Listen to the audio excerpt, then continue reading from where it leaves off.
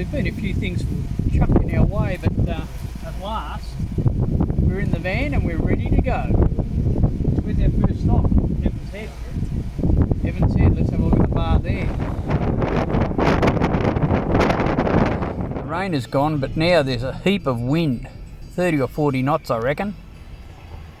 There's a lot of devastated farmland and houses as we head out to the highway. Well, our first stop is Evans Head. There's a little bar here, a little entrance. I've never been in here on the boat, but they reckon you can get in, so we're going to go and see if we can find it and have a look at it. Maybe fly the drone over it. Big problem is it's really windy today, so I don't know if the drone would do the job. But we'll go and have a look and see what we can find.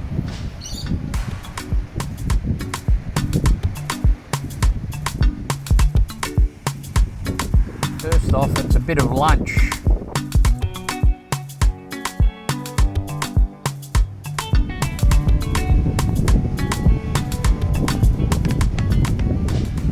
This bar does get a fair bit of protection from the south, from Evans Head, so it's tucked up behind Evans Head, and I think that's taking a bit of the weather off it. We've got about a 30 knot southerly blowing at the moment.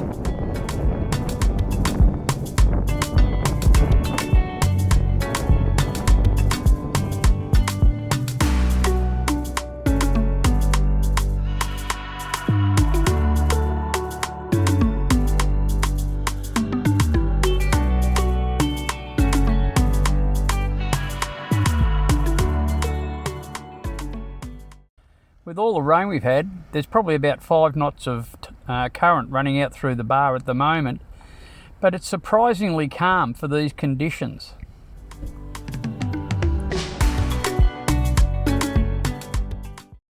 Once inside, hug the northern breakwall. There's some rocks that extend right out to midstream from the southern wall. They'd be covered at high tide.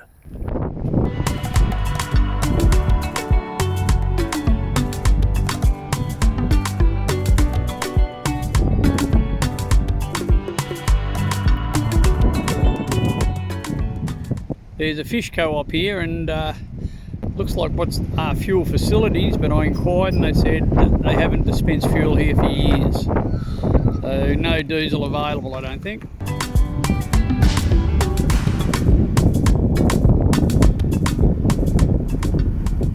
There is a boat harbour, but it doesn't look like there's too many free berths.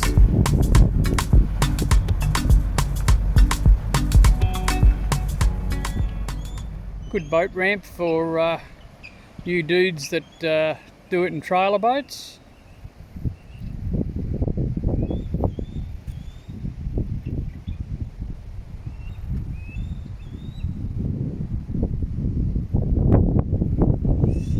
And a public pontoon that would probably be alright to tie your dinghy up to if you wanted to come ashore.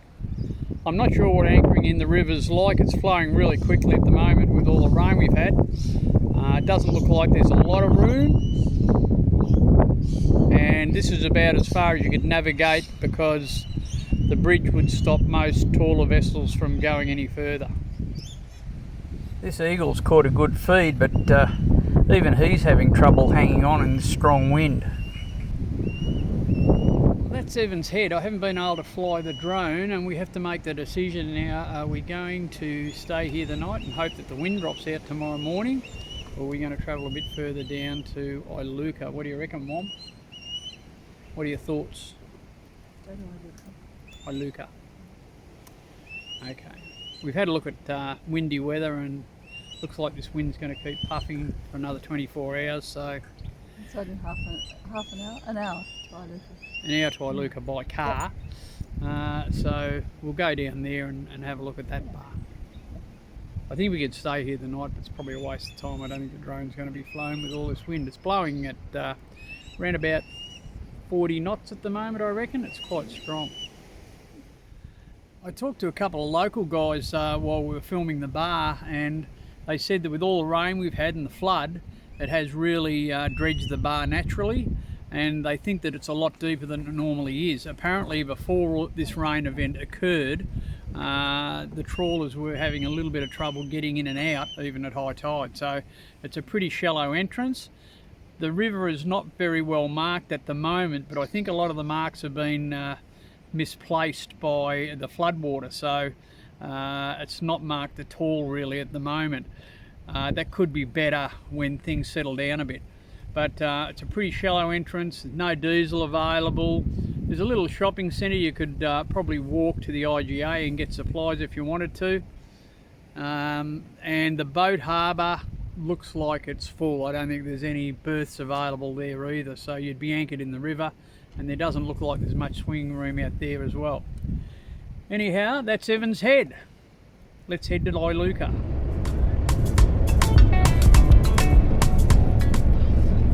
On the way to Iluka, but it looks like rain up ahead too. I think it's clearing.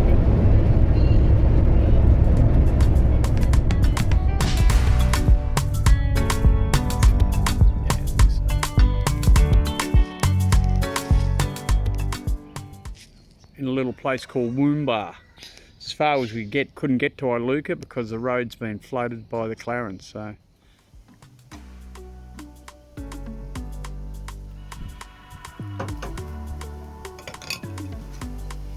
yum. Oh, Green curry.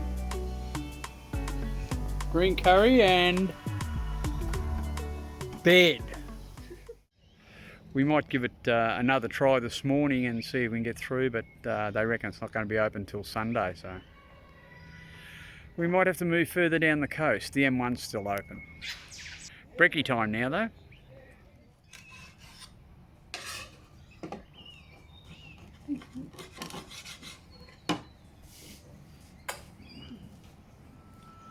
Fun doing it with someone, isn't it?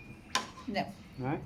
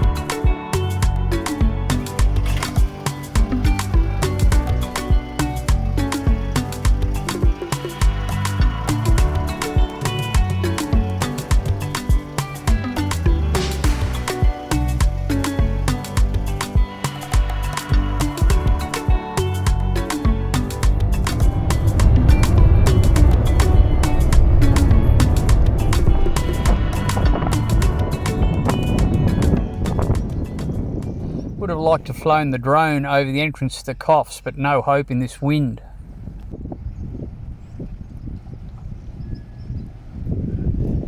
There's a good public pontoon in the marina, which is a great spot to leave your dinghy if you anchor out. There's also a chandlery here, so that could be pretty handy. There's diesel available on the wharf. Something to look forward to at Coffs is what looks like going to be a new travel lift and a new hard stand area, so that'll be something to keep an eye out for. Being built at the moment.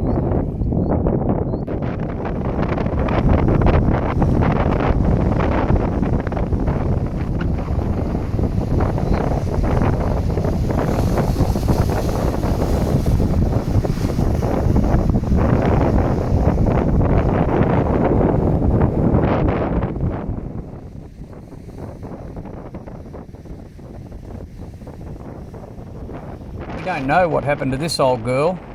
I think she maybe dragged anchor from inside the jetty. Anyway, she's ended up on the rocks, and I think she's holed. She's sitting pretty tightly on the bottom. We've seen a fair bit of devastation on the way down the coast with people flooded, and now Coffs Harbour. Here's a boat up on the bricks. Not sure how it got there, but pretty devastating for the owner of that as well. Not much fun in this weather. Lunch at Nambucca Heads, and the ocean is filthy from all the rain we've had. Well, it's so windy. Had all that rain and now a heap of wind, and we're going to head down to Jill and Des's in Southwest Rocks, and from there, hopefully tomorrow morning the wind's dropped off a bit and I'll be able to shoot the Macleay River bar with the drone. That's the plan anyway.